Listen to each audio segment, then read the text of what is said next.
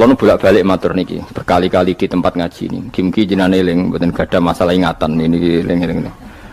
Eling-eling tenan. Wong nak soleh, ya soleh, soleh. Cek soleh mulai cilik, cek soleh dadakan terus husnul khotimah. Pokoknya napa? Soleh. Niku nak mati, niku bumi ku nangis. Nangise bumi ku kekurangan utawi kalong wong sing sujud ning ndekne.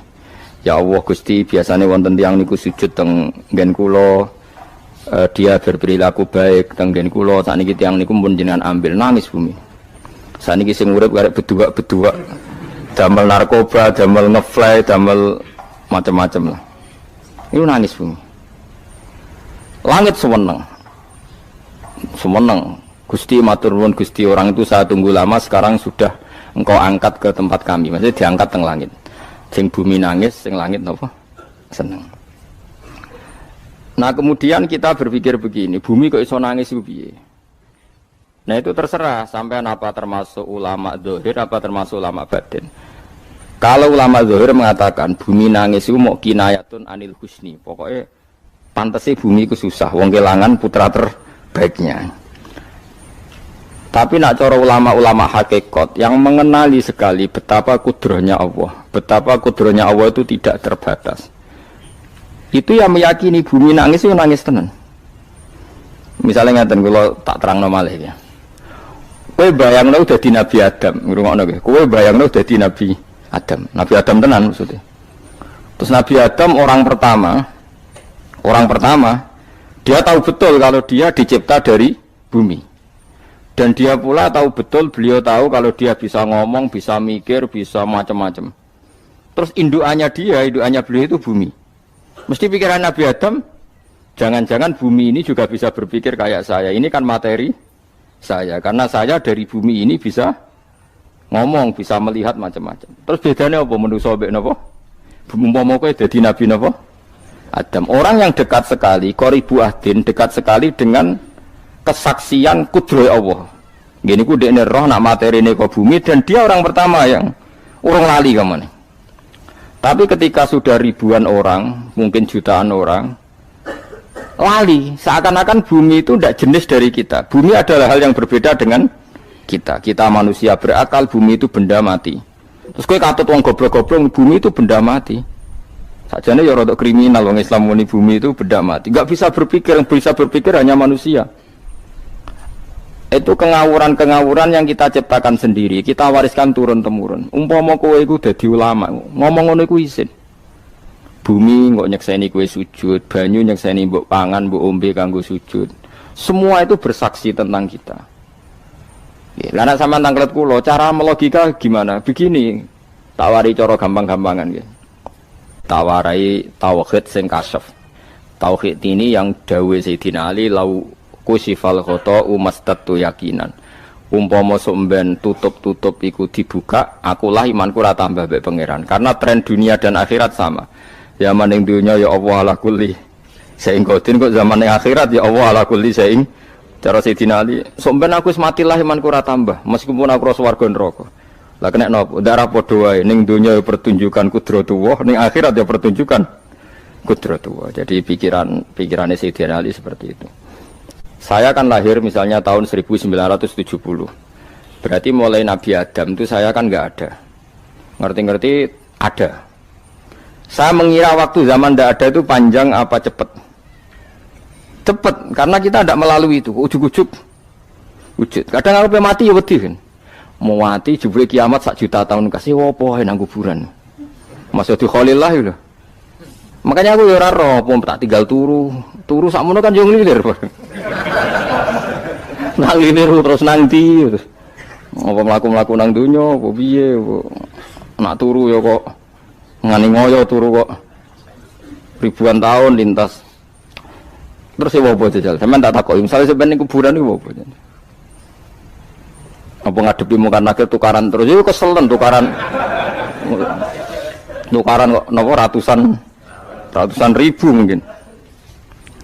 Nah terus kita dilatih. Kata Sayyidina Ali gampang latihan seperti kata Sayyidina Ali apa gampang udah memang wong alim. Pada akhirnya kita ini aku zaman urip yo ora roh karepe. ngerti-ngerti urip. Mati ora roh karepe. Pas mati sampean petangin dah ya ora roh karepe. Pokoke wa mata sauna illa ya sawwa. Makanya masyhur itu dia ketemu orang ateis. Dia orang ateis itu anti Tuhan, anti Tuhan pokoknya. Dia ditanya, lalu kamu hidup itu karena siapa? Ya enggak tahu, tahu-tahu hidup. Lalu kamu mati yang menentukan siapa? Ya enggak tahu, kalau tahu-tahu mati. Ya berarti Anda enggak bisa menentukan diri kamu sendiri. Akhirnya dia taslim, ya ada yang menentukan lah, ya ada yang menentukan itu dalam Islam disebut apa? Allah, disebut kalimatu haqqin alaiha nahya wa alaiha namut. Jadi kalau maknanya itu kalimat yang benar-benar nyata, yang karena kalimat itu pula kita mendapat kehidupan, yang karena kalimat itu pula kita mati, yang karena kalimat itu pula kita akan bangkit lagi. Itu yang makna hakikat. Tapi kalau makna syariat enggak begitu. Kalau makna syariat begini, dan ini benar juga. Mengenai kena ada di ulama, ciri utama ulama itu jami'ul bayan. Dia kalau menjelaskan itu indah sekali dan orang pasti taslim. Sampeyan saya tak warai tenan. Sampeyan kan biasa wiridan la ilaha illallah kan biasa, mulai mimpin tahlil sampai kepeksa mergo do tahlil melok, sampai sing darani bid'ah akhire ya melok tanggane napa? Tahlil. Semoga wae. Kata Ibnul Qayyim Al-Jauziyah dalam kitab Zadul Ma'ad. Kitab Zadul Ma'ad itu kitab kesayangannya Sayyid Abdul Al-Haddad. Sayyid Abdul Al-Haddad itu pengarang kitab Zadul Ma'ad. Padahal kitab ini dikarang oleh muridnya Ibnu Taimiyah. Abdul Al-Haddad itu gak seneng Ibnu Taimiyah tapi seneng muridnya. Jadi di sini ulama ya demokratis. Gak seneng gurunya tapi seneng. Saja nih Ibnu Taimiyah itu orang baik. Ya ulama top ya baik, ya waras top. Tapi ngerti-ngerti Wahabi itu identik dengan Ibnu Taimiyah. Akhirnya ulama ahli sunnah penyebut itu terus izin. Mulane kiai-kiai ra ono sing dalil kok lek Ibnu Taimiyah mergo dicap Wahabi. Padahal Ibnu Taimiyah wong alim. Di kitab-kitab kita termasuk Syekh Muhammad piyambak nanya Ibnu Taimiyah qala Syekhul Islam napa qala. Tapi kan ini sudah milik Wahabi sehingga kita ini terus akhirnya gak gelem nyebut. Ya jadi kitab koyo dalil fastabiqul khairat iki apa par iki dadi dalil yo dhewe-dhewe. Wah parah tenan wong-wong. Dulu saya melihat orang enggak kunut itu ya biasa. Mergo saya sebagai wong alim ngerti iku madzhab Abu Hanifah. Saiki nek ora kunut Muhammadiyah. Kita ini sebetulnya ahlul ilmi enggak tahu kunut itu madzhabnya siapa kita. Itu madzhabnya Abu Hanifah, yang kunut madzhab Syafi'i. Tapi tahu-tahu iki madzhab NU, iki madzhab Muhammad. Mana ada orang-orang ini bisa punya madzhab? Ngalime sepiro nganti dadi napa? Madzhab. Tapi wis dadi bahasa, wis dadi napa? Sekuajo kabeh sene. Mas repot-repot. Tak warai iki. Sampeyan ben nglafadzno la ilaha illallah iku keren ya, keren tenan mboten keren-keren. Ngendikane Ibnu Qayyim Al-Jauziyah itu gini. Min asliha khuliqatil jannah wa min asliha khuliqatin nar. Terus wa min asliha khuliqatid dunya wa min asliha buisatir rasul wa min asliha qatalar rasul. Wah, terus sampai sekarang saya tak bedai. Surga itu kan digawe kelas VIP. VIP mewah. Terus jari rugane widadari dulu kan nak wingi sebut. Kira 70. 70. Wahyu kabeh ora ono sing kriting, wahyu kabeh. Wahyu kabeh terus gak tahu delok wong liya kan. Kadang bojo kita wis elek jek delok. Boleh widadari sifatnya maksuratun fil khiyam. Jadi gak tahu keluyuran ning ndi. Wahyu kabeh. Lek surga yang semewah itu selek itu ya bagi mereka sing nglafatno atau yang menerima la ilaha illallah. Neraka sekarang dibikin dalam itu. Jari Abu Hurairah neraka itu tes-tesane benda kamu jatuhkan ke neraka itu untuk santai ke bawah itu nunggu 70 tahun. Kila 70.000 tahun. Dikira HP mu mbok ceblokno neraka itu cebloke ngenteni 70 tahun. Betapa dalamnya. Ngentekno bego piro ya bayang misalnya. Oh itu kontraktor mana saja tidak sanggup itu disuruh ngeduk kedalaman neraka. Iku ya mau kanggo wong sing menolak la ilaha illallah. Jadi kalimat ini luar biasa. Swarga digawe bagi yang nerima, neraka digawe ya untuk yang menolak. Ya kalimat sing kowe nak tahlilan turu iku lho. Iku kalimat sing nggo alasan Allah gawe swarga. Terus kalimat sing suwe-suwe sing lafadzno diarani bid'ah iku. Itu kalimat sesakral ini nasibnya akhir zaman iku entek. Gara-gara dilafadzno tahlilan tersangka jadi apa? Bid'ah. Dulu kalimat yang dipuja-puja penyebab surga dan neraka. Saiki kalimat itu tersangka. Mau perkara napa? Bid'ah. Wis aja melok-melok, kowe debat ya ora iso makili aku, sebarno iso. Kok kowe terusno dalan tok. Dah. Berarti la ilaha illallah itu kalimat yang surga dibikin karena itu, neraka dibikin ya karena itu. Kemudian Allah punya sunnah, lalu butuh pelatihan. Dikasihlah Allah dari bumi. Dia manusia butuh latihan, dibikinlah bumi. Dan dia latihan ikrar la ilaha illallah dengan sadar, dibikinlah bumi, liyabluwakum terus dites. Wes digawe bumi, ono makanan, ono minuman, ono wong wayah, ono pegatan macam-macam, wong diutang wis mbulet macam-macam. Gue ngetes, eling la ilaha apa eling utangi, eling la ilaha apa eling kasuse, pokoknya dites. Karena nggak fair kalau Allah bikin itu kemudian nggak dites, dibikinlah darul imtihan. Dunia itu bahasa Arabnya darul imtihan, tempat tes-tesan. Imtihan mana apa? Tes, liyabluwakum, diuji. Wes diuji kita hidup. Artinya kita dihidupkannya pun oleh Allah demi tes-tesan la ilaha itu disebut kalimatu haqqin 'alaiha. Nah, ya sebenarnya kita hidup pun ini untuk dites. Pada akhirnya la ilaha illallah apa enggak? Paham ya? Terus dites. Allah itu juga secara hukum itu kan enggak fair, dites kok enggak punya pemandu, dibikinlah rasul, diutuslah para rasul untuk pemandu. Tes itu kan butuh seru. Mak pemandu tok ora ono musuhe kan enggak seru, dibikinlah setan. Sajane sebagian kita sudah setan tapi ini ben seru. Lho ndak setan kan minal jinnati wan nas, rumangsamu setan sapa? Baik setan minal jinnati wan nas. Jadi kena muni auzubillahi minasyaitonir rajim terjemahane berlindung Allah dari saya sendiri ya Allah itu.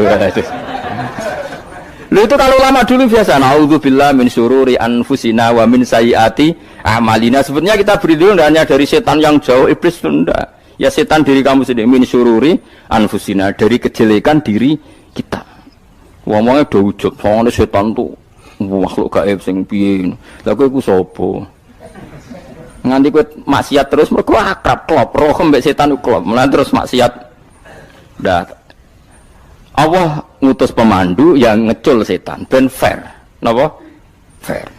Jadi semua darul ibtila ini juga demi kalimat. Nah, makanya disebut kalimatu haqqin sing 'alaiha nahya. Kita hidup ya demi mendapatkan kalimat itu. Kita mati nanti ya demi kalimat itu, artinya mati ke neraka ya karena kalimat itu kita menolak atau mengabaikan. Masuk surga ya karena kalimat itu kita hormat, kita benar dalam memperlakukan kalimat itu. Berarti 'alaiha nahya wa 'alaiha nam. Terus wa 'alaiha nub'as karuan, kalau kamu termasuk minal aminin ya nub'as minas solihin, kalau minal kafirin ya nub'as minaz zalimin. Tapi semua desain dunia ini hanya demi kalimat la ilaha illallah Muhammadur Rasulullah. Nah ini kan penting. Bagaimana mungkin kemudian kalimat sesakral ini, sehebat ini, kemudian ada orang tahlil kamu tidur. Kok iso? Kula janggal kok iso wong turu. Misalnya kayak mangkel, kalau mangkel sing mimpin Gus, wira barbar. Bagaimana mungkin kalimat yang menyelamatkan Anda kemudian Anda anggap problem? Elek gak? Apalagi kamu anggap ini bid'ah. Nak cara kula oke lah, ndongakno mayit itu gak ono tuntunan Nabi. Tahlilan gak ono tuntunan. Tapi wis muni tok kono tok. Artinya muni tok kono tok ora usah nyerang kalimah, enak kalimah tetap kalimah thayyibah. Soal kowe ora seneng sing tahlil, mergo tiga profesi lah iku wonge wae gedhinge aja geman. Ya saya misalnya, saya kadang enggak cocok sama mubalek karena kadang profesi. Tapi saya tidak pernah anti pengajian, bagaimanapun itu membawa syiar Islam. Tapi kalau mubalek kadang ora seneng, kadang takok entuk piro. Bareng sangoni sithik, kok sumput mek transportasi ini. Lah ngono kok mbok senengi iku piye? Tapi kita terus gedeng keliru, itu sungguh siar Islam. Mana ada pengajian didengar orang banyak tanpa mubalek? Gak iso. Ini iso melepukno barang-barang ra penting jadi penting iso. Lah cara guruku teng sareng, lha ngapain melepuk nganggo panggung barang perkara. Tapi kadang ya benar. Yang namanya mudin mubalek ya itu bisa benar bisa salah. Tapi kamu gak boleh gedeng kalimatnya. Piye kalimat itu kalimat hak. Ini penting kalau utarakan, sehingga zaman Nabi Sugeng ini rungokno tenan ngaji kula. Zaman Nabi Sugeng ada sahabat, namanya itu Usamah bin Zaid. Ini sahabat kesayangannya Nabi, hibbu Rasulillah. Usama itu diutus Nabi perang. Ini dengerin, diutus perang. Pas perang itu si kafir tadi menggal temannya. Ada yang tangannya putus, kakinya putus. Wah, seorang kafir ini sudah luar biasa. Bacok sana, bacok sini. Ketika terdesak oleh pasukan Usama, kebetulan Usama ini cakap ya, sama beberapa temannya orang Ansor. Orang kafir yang sudah kotoa arjulana wa kotoa aidiana, dia pas terdesak bilang la ilaha illallah. Terus sama Usama tetap ditusuk, dibunuh karena dia berpikir ini qolaha muta'awwidzan, dia melafadzkan kalimat itu hanya berlindung dari pembunuhan. Setelah dilaporkan Nabi itu marah besar. Nabi ngendikan kaifa anta ya Usama bila ilaha illallah idza ja'at bika yaumal qiyamah. Kowe nek ditakoki la ilaha illallah ku piye? Piye-piye wis ngomong la ilaha illallah, tapi sampai ngomong ngoten sakwise ngetoki tangan kula, maksudnya tangan kula tangan kelompok saya, kaki saya. Nabi tetap jawab kaifa bila ilaha illallah idza ja'at bika yaumal qiyamah. Pokoknya Nabi menyoal terus.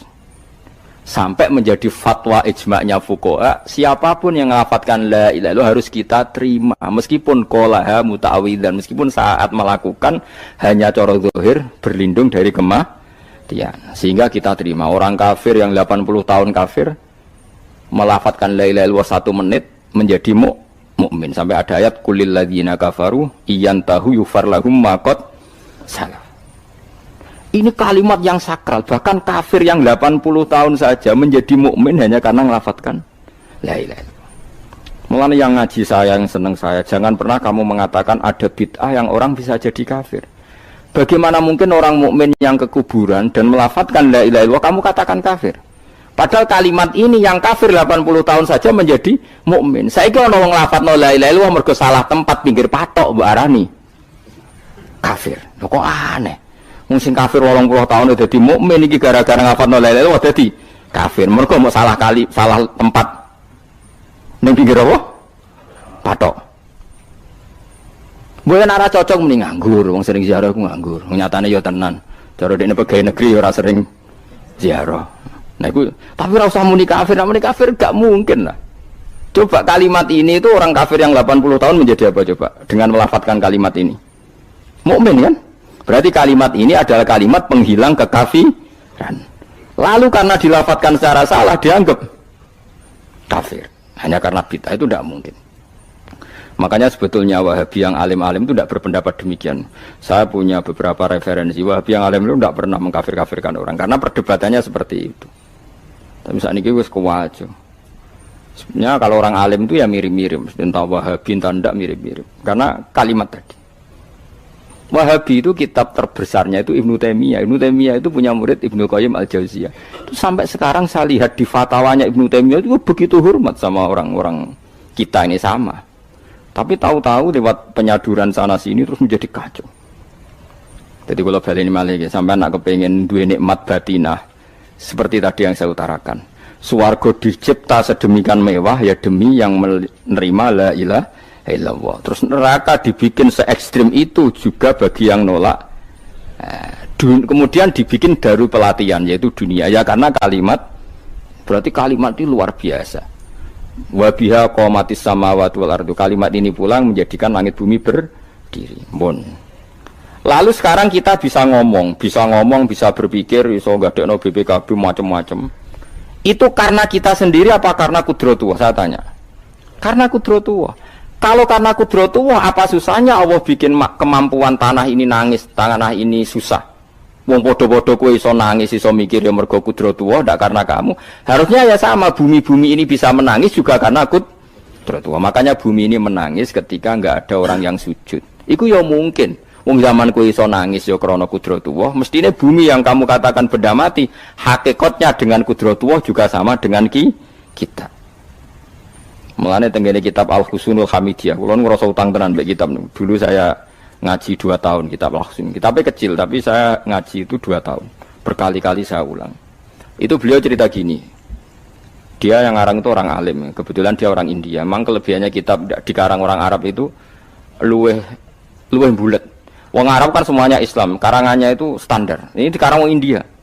Di Tonggo Blodor, di masjidnya, dikarang ulama yang masyarakatnya itu tidak karu-karuan.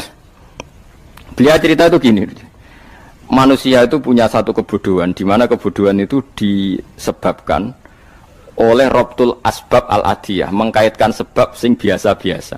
Misalnya gini, sama saya kita omongi, misalnya ada orang bilang gini, batu ini nanti itu menjadi ayam. Orang bilang mukhal apa enggak? Enggak, jawab saja. Mukhal. Kenapa bilang mukhal? Karena dikira enggak bisa kan? Enggak, jawab saja. Jawab satu-satu.